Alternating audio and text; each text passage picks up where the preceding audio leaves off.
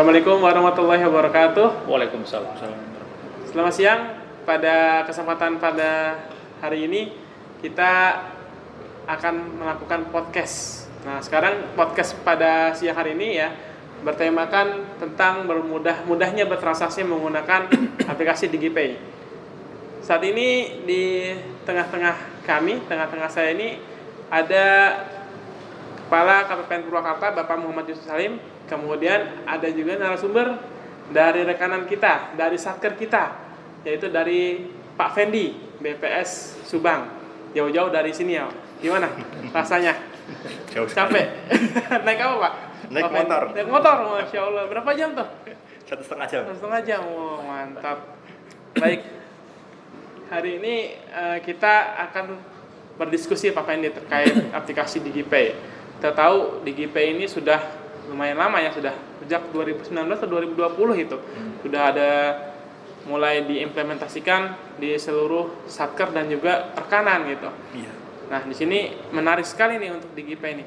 Mungkin sebelumnya boleh diinfokan ya kepada Pak Yusuf ya, Pak Yusuf terkait DigiPay ini.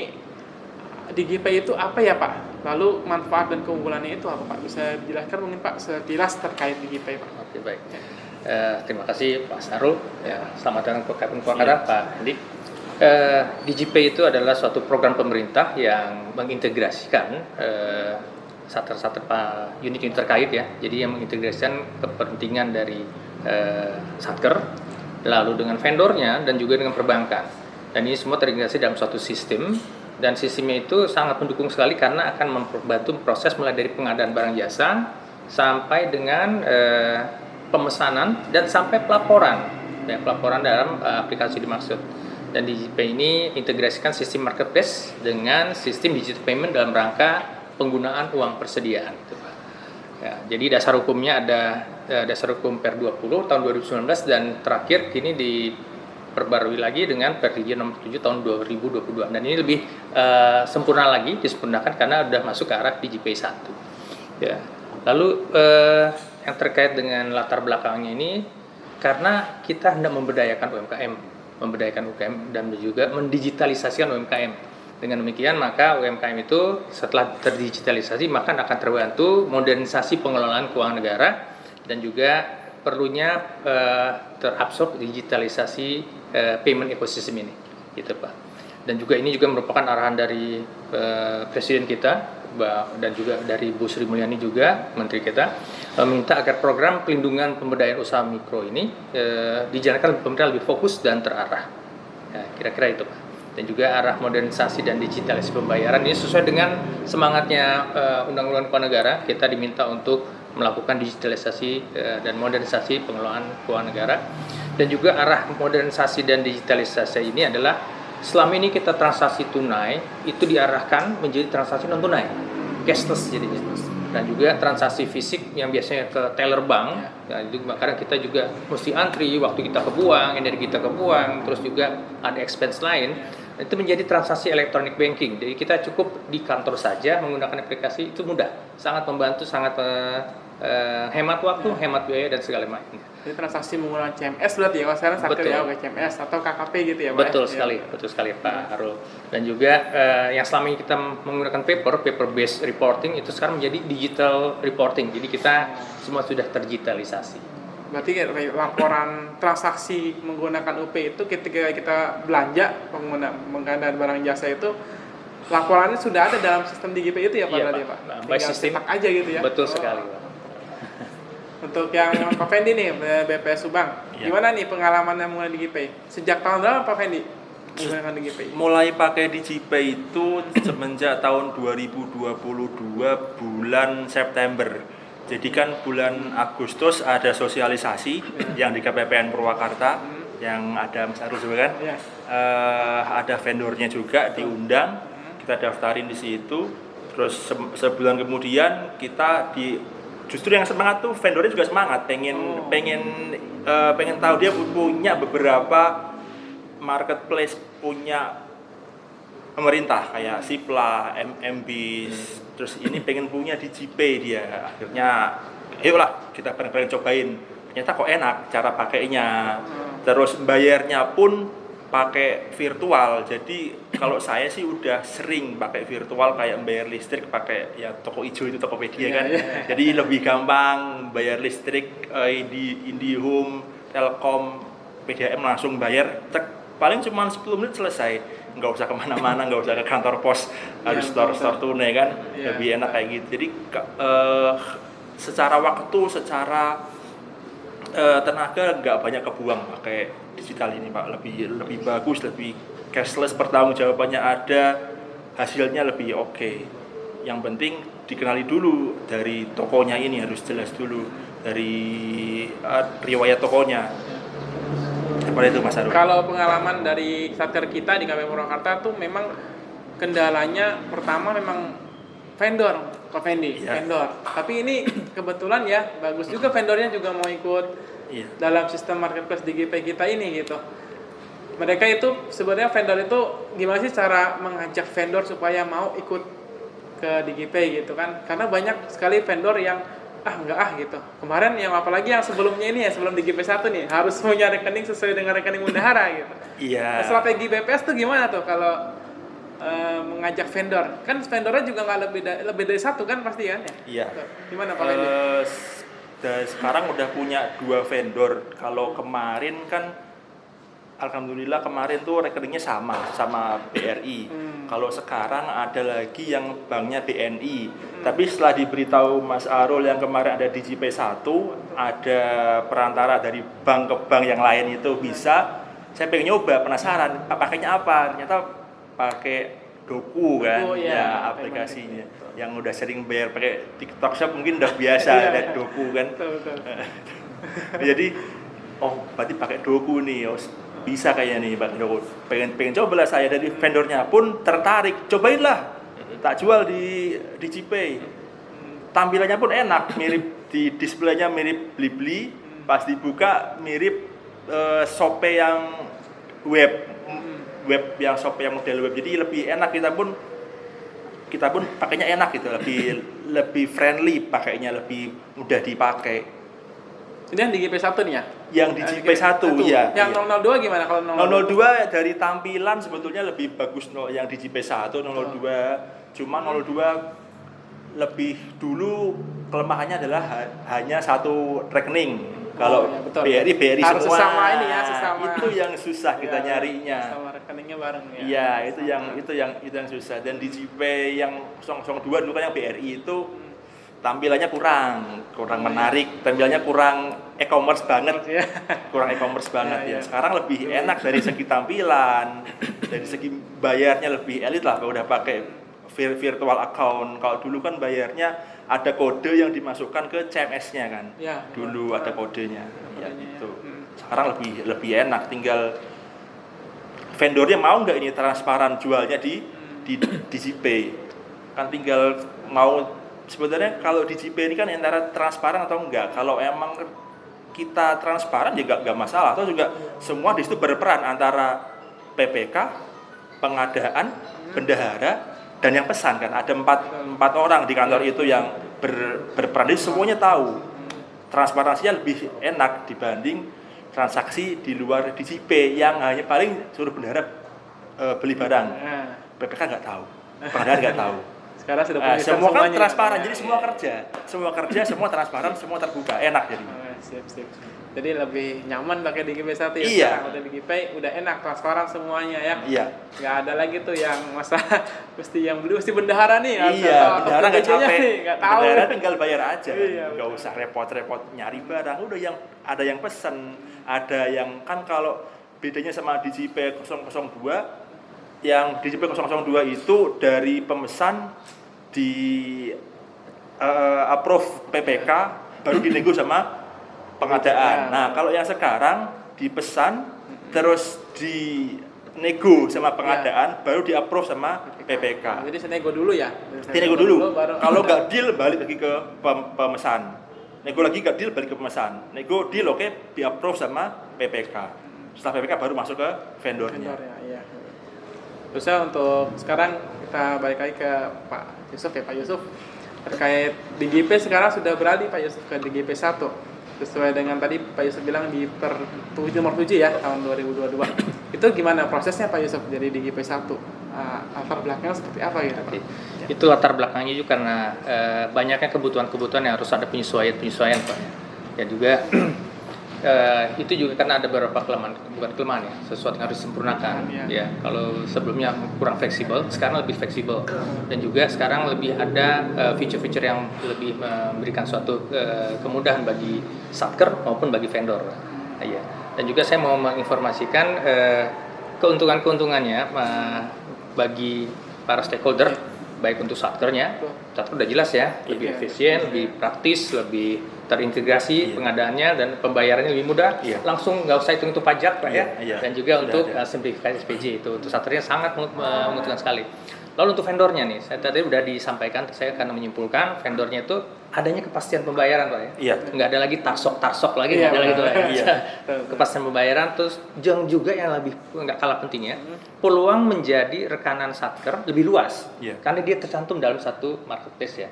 Peluangnya lebih besar. Berarti bisa dipakai satker lain gitu. Satker lain bisa, dan dia sudah masuk ke dalam satu bukunya.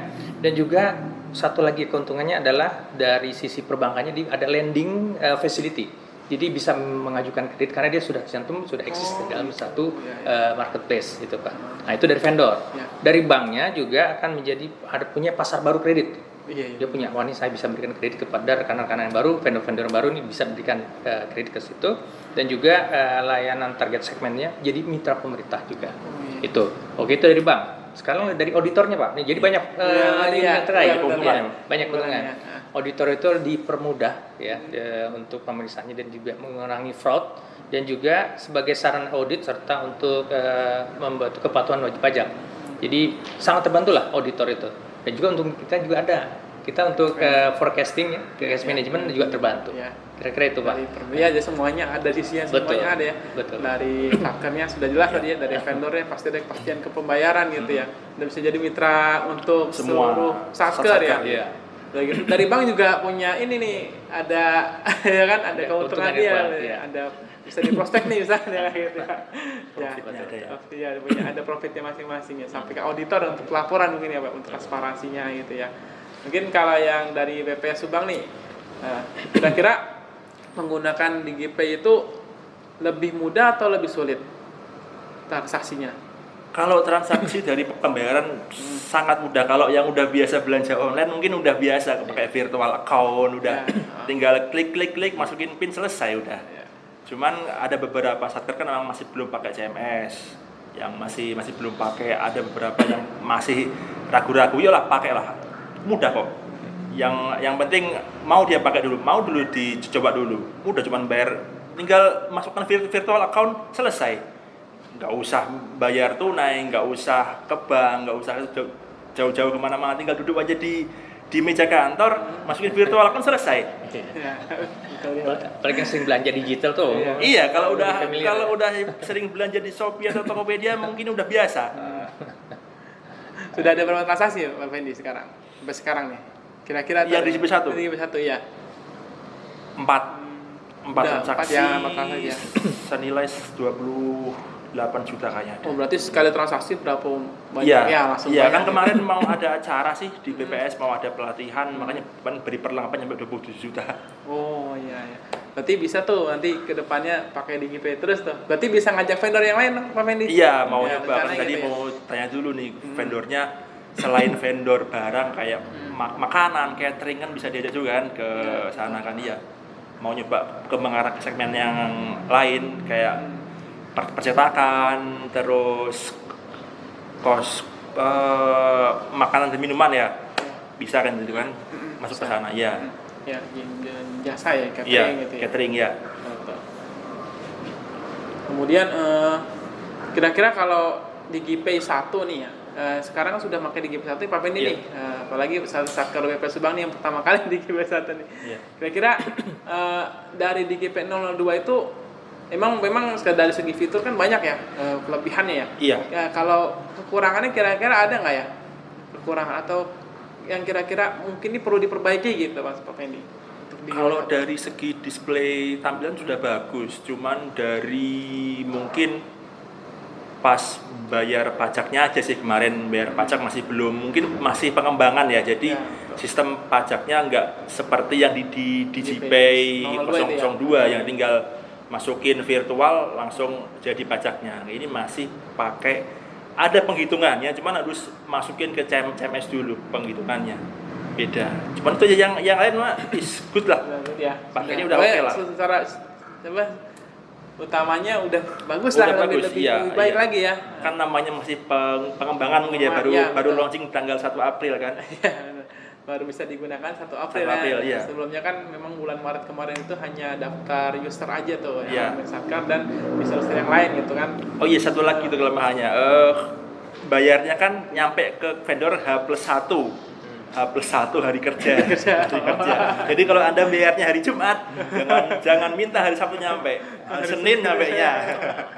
Ya memang gitu SLA-nya ya, SLA dari sananya juga dokunya begitu. Harus hari kerja. Kalau KKP bisa 2 hari tuh, kadang kartu itu kalau yang virtual kan 1 hari gitu kan. Kalau KKP udah pernah nyoba tuh? Belum pakai di sini. Tapi punya KKP. Punya KKP. Punya. Selama ini untuk KKP-nya sendiri digunakan untuk apa pakai ini? Dibayar untuk beberapa pembelian yang bisa pakai KKP kan di Subang masih jarang sih. Yang sering bayarnya cashless-nya paling pakai CMS sama paling pakai DigiPay itu tadi paling. Masih jarang di Subang ini pakai KKP-nya. Paling dipakai Pak Kepala untuk perjalanan dinas. Gitu ya. Ke hotel ya. KKP juga lebih bermanfaat juga ya? Iya. Kalau KKP yang domestik ini belum pakai. Yang pakai kris tuh. Baru kemarin kan disosialisasikan pas di KPP Pratama sudah masuk, tapi belum turun KKP-nya belum turun. Tapi sudah ini ya. Sudah diajukan. Iya. Ya. Baik. Mungkin ini yang terakhir ya, yang terkait DigiPay 1 atau DigiPay ini ya. Mungkin dari Pak Yusuf dulu Pak. Harapannya apa nih untuk aplikasi DigiPay? Kira-kira harapan kedepannya apa nih untuk penyempurnaan? Apalagi juga kita pengen satker kita itu semuanya belanja menggunakan UP itu menggunakan aplikasi DigiPay gitu. Harapannya apa Pak? Ya, oke Pak Arul. Harapan kami ini penggunaan DigiPay ini semakin meluas. Jadi mungkin nanti BPS bisa menularkan kepada satker lain, terutama untuk BPS yang di Purwakarta ya, bisa saling berbagi itu. Jadi saya mengharapkan semua satker wilayah bayar Kabupaten Purwakarta ini bisa menggunakannya, itu satu. Dan juga bukan saja hanya satkernya, vendornya juga menggunakan, sehingga penggunaan ini secara menyeluruh baik si satker maupun vendor, itu satu. Dan juga selain menggunakan DigiPay juga meningkatkan belanjanya sesuai dengan UP yang didapat dari masing-masing satker. Ini UP-nya 20 juta untuk KKP-nya bisa digunakan untuk dengan DigiPay sebanyak 20 juta juga. Yaitu. Dan juga saya harapkan juga sesuai masukan dari Pak Fendi adanya penyempurnaan aplikasi sehingga makin user friendly bagi satker maupun bagi vendor. Lebih mudah dan juga bisa eliminir rintangan-rintangan yang selama ini terjadi ya. Tapi tadi saya dengar sudah bagus, mudah-mudahan kedepannya lebih bagus lagi, lebih user friendly, yang satker lebih mudah menggunakannya, begitu juga vendor yang perlu peningkatan. Itu harapan dari saya. Mungkin ada strategi khusus Pak untuk dari KPPN biar supaya satker ini mau semuanya gitu Pak. Strategi awal sih kita mungkin nggak bosan-bosannya sharing, memberikan BIMTEK dan juga mengajaknya. Dan juga biasanya kita memberikan apresiasi nih contohnya ini nih. PP Subang mendapat apresiasi dari Kabupaten Purwakarta sudah menggunakan secara maksimal. Apalagi kalau ditingkatkan lagi Pak ya. Ini karena membantu kami juga Pak. Kira-kira itu Pak. Kalau untuk vendornya kira-kira vendor ada keluhan nggak tuh kalau di GP itu? Keluhannya kan kalau ada keluhan tuh apa gitu? Biasa pas awal kan cara mainnya belum tahu, klik mana-mana. Kalau udah biasa mah udah bisa lah. Tinggal mau belajar apa enggak di depannya kan pas awal-awal. Nanya pas awal cara gimana, ada klik barang kirim, terus barang dikirim, masukin kurir atau pengiriman pakai paket, udah selesai. User juga satu aja tuh mereka punya 2 user. Kalau yang di saya per vendor 1 user. 1 user berarti 1 user itu bisa dipakai untuk kurirnya dan juga ini ya berarti. Iya. Jadi ya, itu cukup berarti ya buat mereka ya. Iya. Tapi ada vendor yang dari luar Subang nggak Pak ini? Ada di Bandung itu. Di Bandung. Bandung ada satu. Belum udah ada transaksi juga. Udah. Berarti pakai jasanya gimana tuh? Iya, jadi dikirim pas dia kan ada beberapa pengiriman di luar Bandung juga kan, jadi pas ke Subang bisa dinego harga supaya dapat free ongkir gimana caranya gini supaya free ongkir. Berarti emang harus pintar bernego. Iya, ya, negonya kan ya. dari pihak PBJ-nya kan, negonya gimana ke vendor itu kan ada pihak pemesan, PBJ, PPK. Itulah yang nego ke vendornya. Supaya dapat harga lebih murah, supaya bisa nyampe free ongkir biar nggak usah bayar ongkir kirimnya. Gitu. Harapannya gitu ya. Jadi gue pengen harus nego ya pintar. Kalau dari Jakarta pun juga harus pintar nego juga ya. Iya. Berarti harga barang sudah termasuk include Ongkos kirim juga ya. Sama pajak juga ya. Berarti iya. ya. Oh ya. Berarti itu memang sudah sesuai dengan di peraturan ya seperti itu ya. Iya. Oke, baik.